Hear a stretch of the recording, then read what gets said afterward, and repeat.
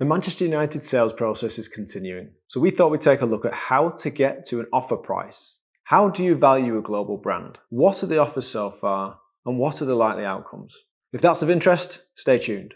My name's Neil Wood and I'm a football finance professional. If you want to know more about football finance, hit the subscribe button, like the video, and share it with your friends. Leave us a comment below and let us know your ideas for any future football finance related topics. Manchester United is up for sale, in part or the whole lot. The Glazers have been quite clear about that, but still may not sell. But who's involved? There are two main parties in the running to take over control of one of the biggest, if not the biggest football club in the world. Sheikh Jassim bin Hamad Al Thani, part of the Qatar royal family. He seems to be in the hotspot, the lead runner, and his second and improved bid last week is currently unknown. It's thought to be competitive, but still realistic. There's obviously a risk here that potential buyers may overbid. It's not often that Manchester United comes up for sale. The second public bidder is Sir Jim Ratcliffe, the British billionaire, Manchester United fan, local boy, and owner of the petrochemical company INEOS. It's been reported that up to 8 bids have been received by Rain Group, who are leading the sale, with other interested parties looking to potentially finance a deal for somebody else, such as Elliott Management, and Thomas Ziliakis, a Finnish billionaire, that's looking to buy the club and finance it through crowdfunding for 50%. But what should you look out for if looking to buy a football club, or even looking to value the football club? Football clubs aren't like any other business. Financial success is very heavily linked to on-pitch success and the playing squad that's responsible for the on-pitch success. Investing in the playing squad often leads to success in the form of increased revenues, but cash flows can be lumpy. If competitions aren't won, or if qualifications to those competitions aren't met, or if your league performance drops, the incoming cash flows cannot necessarily be relied upon. There will be a high cash outflow in the form of wages, and if you've acquired football registrations, there will also be a cash outflow for these. In general, the more you spend, the more likely it is that you will generate on-pitch success, but it's not always the case. You have to spend smartly, considering a whole host of factors around the playing squad that you're looking to evolve. Continual investment in the playing squad is always going to be required.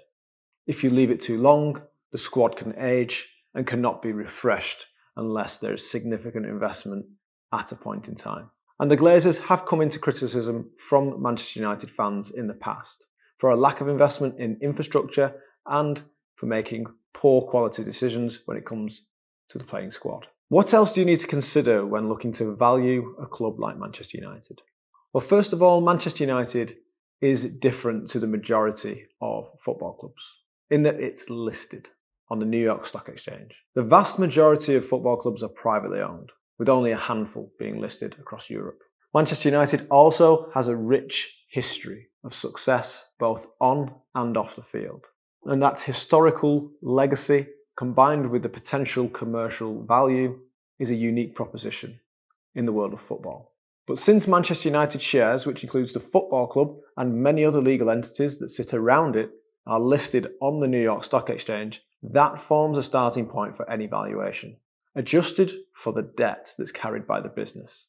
And that formed the basis of both Sheikh Jassim's and Sir Jim Ratcliffe's initial bids, around about the £4.5 billion mark. But the Glazers want £6 billion in order to be able to realise the value that they feel the club is worth. Now, is that a present or a future valuation? If we're looking to build in some value based on the club's potential in the future, it's going to be difficult to convince investors to pay based on future value. Anyone who's watched an episode of Dragon's Den will be soon to hear "I'm out" if there is a valuation pitched to the Dragons based on a valuation at some point in the future. Investors want to know what the company is worth now and will be willing to pay what they believe the value is at this point in time. Any future upside is based on their risk. That upside may or may not happen. And where there is risk comes reward. So the success of taking on that risk could reward the investor financially. Another method for looking at how to value a football club, or any other business for that matter, is a discounted cash flow. As we mentioned earlier, football clubs can have lumpy cash flows.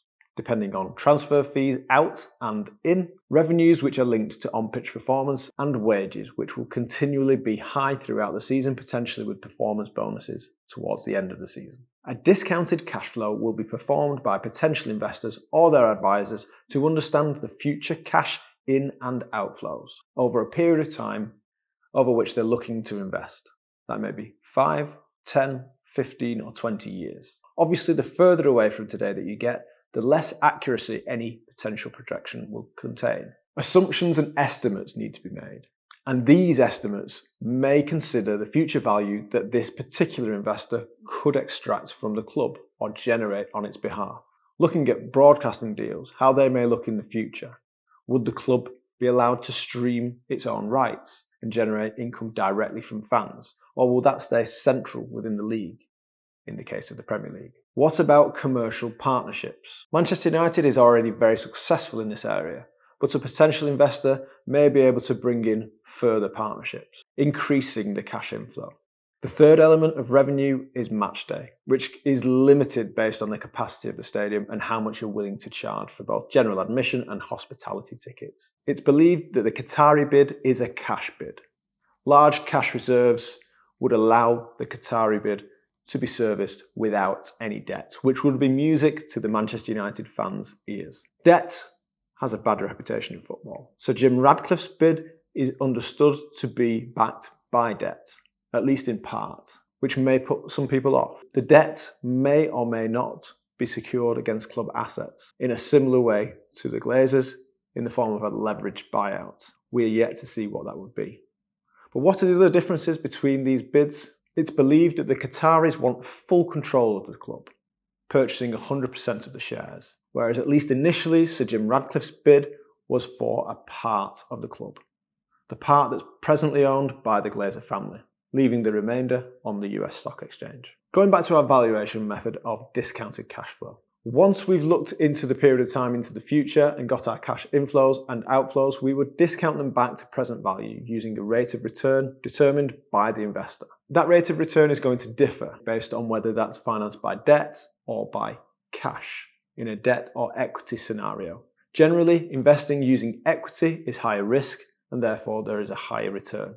So the Qataris, in theory, could use a higher discount rate when it comes to looking at their potential return. Investors need to be careful for contingent liabilities. These are liabilities which are not recognised on the balance sheet, but are contingent on a future event. In a player context, this may be a number of appearances made in the first team, or it could be an international cap. There will be a variety of different contingent liabilities built into a player's contract. These would not be recognised on the balance sheet until these trigger items have occurred. So the valuers and their advisors will be trawling through player-related contracts trying to understand how likely or not these contingent liabilities are, because they are likely to have a cash outflow from the club to potentially the player or the previous club that they've played for. Another serious consideration is their financial fair play position. Manchester United historically have been able to pay dividends, which makes the club look like it's successful financially. But over the past few years, the club's made losses and probably wiped out the majority of their reserves. They haven't paid a dividend this year. That might be because of the sales process which is ongoing, but it may also be as a result of the FFP position. And extracting value in the form of dividends is penalised when it comes to UEFA's financial fair play or financial sustainability regulations as they're now known. And not being able to compete in a UEFA competition, especially when it looks like the club is going to be able to qualify based on sporting merit, is a huge no-no for the Glazers and would significantly devalue the club in that year of acquisition. The FFP position will also be influenced by the investor's ability or willingness to inject equity into the club. If the investor isn't willing to do that, then the position is going to be restricted. Back in the early days of the news breaking about the Qatari bid, it was clear that they were investing in the club's infrastructure. Up to £1 billion set aside to redevelop Old Trafford. What that looks like again isn't necessarily clear at this point, but that additional £1 billion may be factored into the overall valuation. How could investors leverage the intellectual property of a club that hasn't been able to recognise that on its balance sheet? Any internally generated intangible assets do not sit on a balance sheet, But if an investor can leverage, let's say, a customer list, they may pay a premium for that. And that customer list may be relevant for certain commercial deals that the investor could have lined up. That could increase the valuation for specific investors. When it comes to controlling the club, the closer that you get to owning 100% of the club, the more you are going to pay. The lower your stake, the less valuable it is, because your influence over the decision-making process is restricted, and another party could potentially control and influence the decisions of the club. So the amount of the club that's being bought could influence the overall valuation. In that respect, the Qatar bid at 100% may come at a premium in comparison to Sir Jim Ratcliffe's bid at only 69% of the club. Timing of the bids and the current on-pitch position will also influence the potential valuation. The closer that we get to the end of the season, the more accuracy the valuers can use to be able to predict the finishing position of the club and, critically, the Champions League qualification status, which is something that looks likely for this season for Manchester United, having turned their season around. Another proxy that's going to be used is a recent transaction, if there is one available. And if we wind back approximately 12 months, Chelsea had been purchased for £4.25 billion by Todd Boehly and Clearlake Capital.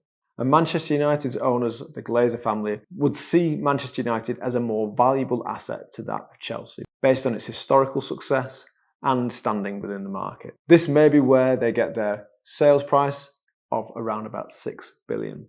But these valuations in the multi-billion pounds range is a relatively new concept. £6 billion would make Manchester United the most valuable sports franchise in the world. But are we at the top of a market here? Is there a potential financial return for investors? Or are they buying for a different reason? With Manchester United, it's clear that it's not just a football club that's being acquired. If the whole group was acquired, then the investor will have Manchester United Football Club, the women's club, and an investment property business, alongside a whole host of other holding companies, financing companies, with other activities beyond that of a football club. That's clear both legally and structurally, that Manchester United is much more than a football club. It's a global brand. Ultimately, the club will be worth what the investor is willing to pay. It may or may not match the Glazers' valuation, and in the event that it doesn't, it could mean that the Glazers keep Manchester United. What are your views on that? The price that the investor is willing to pay is largely going to be driven by the reasons why they want the club in the first place. Is it a trophy asset? Or is it something that they're looking to use to influence their customers, their suppliers, and other people? For example, the Qatari bid. It's clear that football is on their agenda, with the most successful World Cup in recent times, if not ever. Tourism in the Middle East and using football as a spectacle is something that they're very much interested in. Recent investments include Paris Saint-Germain alongside that World Cup, which was a significant investment by anybody's standards. If a potential investor is looking for a financial return, it's likely that they won't overpay. And that may lead to no sale whatsoever, which makes us believe that the Qatari bid is probably in prime position. Not only has it been improved, but it's likely to have been the best bid overall. The one that drives the best value for the Glazers, and potentially, it could be argued, for the fans. But what happens from an accounting perspective if a premium is paid over and above the book value of what the assets and liabilities come to in the club? In this instance, the buyer would need to understand what it's buying and allocate the purchase price to the assets and liabilities that sit within the club. Any premium would need to be allocated to what would be called intangible assets, not in the form of player registrations this time, but could be customer lists, intellectual property, and any amount beyond anything that can be separately identifiable will be recognised as goodwill. The converse to that, if you underpay in comparison to the net assets or the value of what's being acquired, you create negative goodwill. The accounting treatment for goodwill and negative goodwill are different. Negative goodwill is taken to the profits and loss as a credit at the point in time that the transaction has happened. Goodwill, which is an overpayment above the asset value, is recognised on the balance sheet as an asset itself, only upon consolidation of what's being acquired. Goodwill is generally tested for impairment on an annual basis at a minimum. And if the carrying value cannot be justified, this would need to be impaired in the profit and loss account of the group that's acquired the asset. So in conclusion, it looks like the process is going to continue for quite some time. Rain Group will be tasked with trying to drum up as much interest as possible, which they seem to have done. The serious frontrunners look to be Sheikh Jassim of Qatar and Sir Jim Ratcliffe. And Rain Group will need to position each of those to potentially play off each other to extract as much value as possible on behalf of the vendor, the Glazer family. Where do you think the Manchester United sales process is going to end? Will it end in a sale, a partial sale, or no sale at all? Leave your thoughts in the comments below. My name's Neil Wood and I'm a football finance professional. If you liked the video, hit like and subscribe or follow for more.